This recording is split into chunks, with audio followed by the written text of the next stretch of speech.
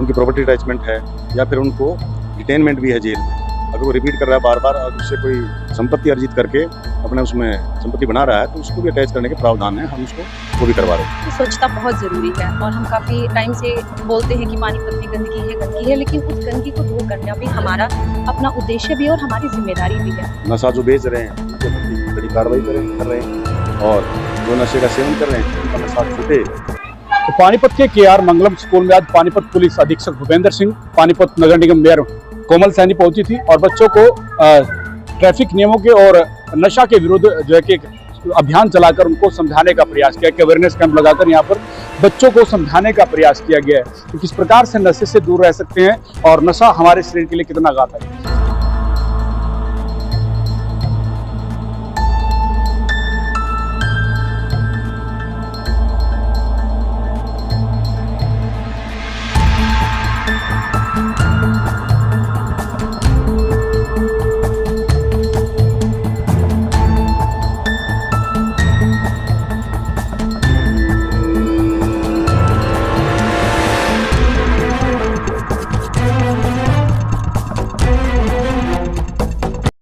K R मंगलम school की principal madam Lalita Kochhar जी, mayor madam कोमल सैनी जी और मेरे साथी पुलिसगण और प्यारे बच्चों, ये कोई फॉर्मल स्पीच या कोई फॉर्मल मीटिंग नहीं है।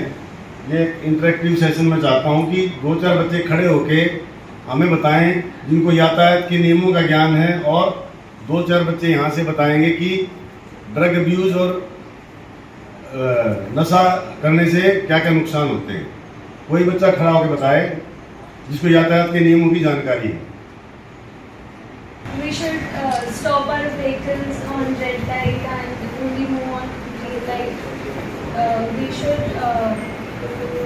not drive vehicles before we turn 18 and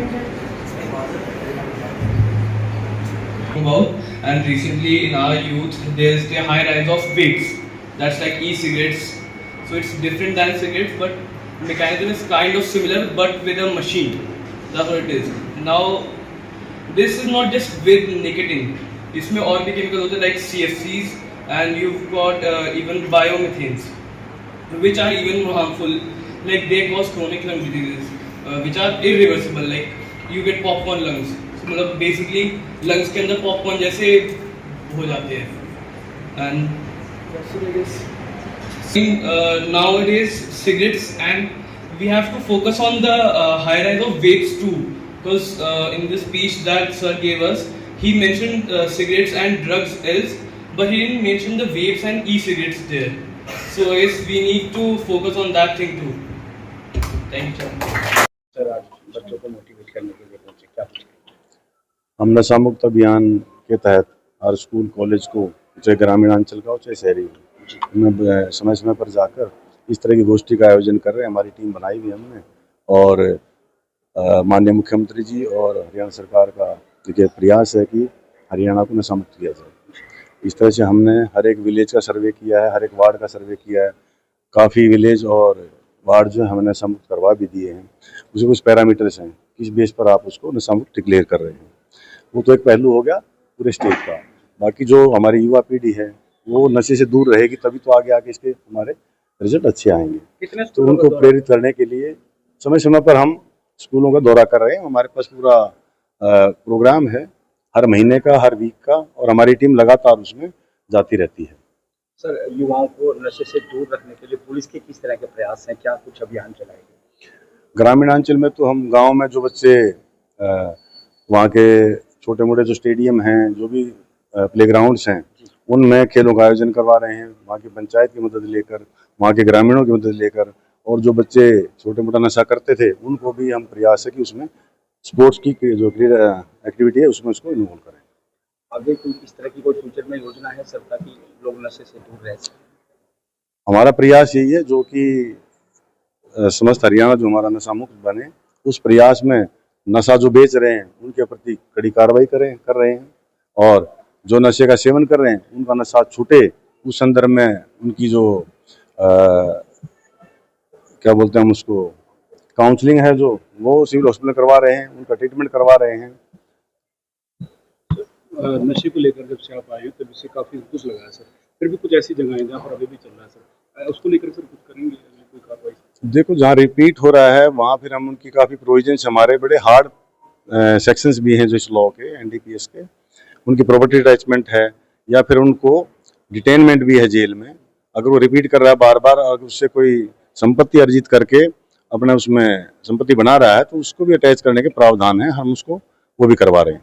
traffic नियमों के बारे में बच्चों को समझाया गया, डीएसपी सैनी साहब है वो निरंतर काम कर रहे हैं और शहर को व्यवस्थित तरीके से चलाने का प्रयास है। देखो, पॉपुलेशन बढ़ रही है, ट्रैफिक भी बढ़ रहे हैं, सड़कें हमारी जो वहाँ पर भी वाइडनिंग करने की जरूरत है, जहाँ हॉटस्पॉट लगे हमें कि यहाँ ट्रबल है, उसको रोड इंजीनियरिंग है, जैसे बीएनडआर महकमे को साथ लेकर के या म्यूनिसिपल कॉर्पोरेशन को साथ लेकर के उनको भी वहाँ पर करेक्ट किया जा रहा है। बाकी जो जिस चीज़ के बारे में आपको जानकारी होगी तभी आप उस कानून का पालन कर पाएंगे। यही हम इसी मकसद से हमने बच्चों को आज थोड़ा प्रेरित किया है कि ट्रैफिक के नियमों का, यातायात के नियमों का पालन करें और अपने आस पड़ोस में भी इसका आप ज्ञान दें। Thank you sir. आज के आर मंगलम स्कूल में एसपी भूपेंद्र जी, डीएसपी सुरेश जी, आज सभी बच्चों को जो है वो नशे से दूर रहें उसके बारे में समझाया गया, ट्रैफिक रूल्स के बारे में बताया गया और बच्चों के एग्ज़ाम चल रहे हैं, सभी बच्चों को बताया गया कि वो अपने मन से डर को निकाल कर निश्चिंत होकर अपने एग्ज़ाम की तैयारी करें। और जो ये एक एज होती है बच्चों की 10th, 11th, 12th, इस एज में बच्चे बहुत जल्दी किसी भी ऐसी चीज़ के प्रति अट्रैक्ट हो जाते हैं, चाहे वह नशे की बात है।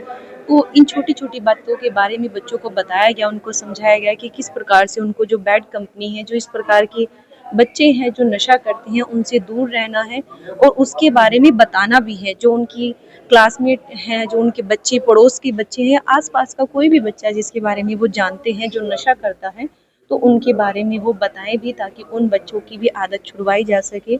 और बच्चों को बहुत मोटिवेट किया गया नशे के बारे में, ट्रैफिक रूल्स के बारे में और उनके जीवन के बारे में, छोटी छोटी बातें जो उनके जीवन को आगे लेकर जाए। निगम द्वारा एक स्वच्छता अभियान चलाया गया, क्या कुछ अभियान है और उसके तहत किस तरह की कार्रवाई की जा रही है अगर जो स्वच्छता नहीं हो रही है? कि स्वच्छता बहुत ज़रूरी है और हम काफ़ी टाइम से ये बोलते हैं कि पानीपत में गंदगी है, लेकिन उस गंदगी को दूर करना भी हमारा अपना उद्देश्य भी है और हमारी जिम्मेदारी भी है।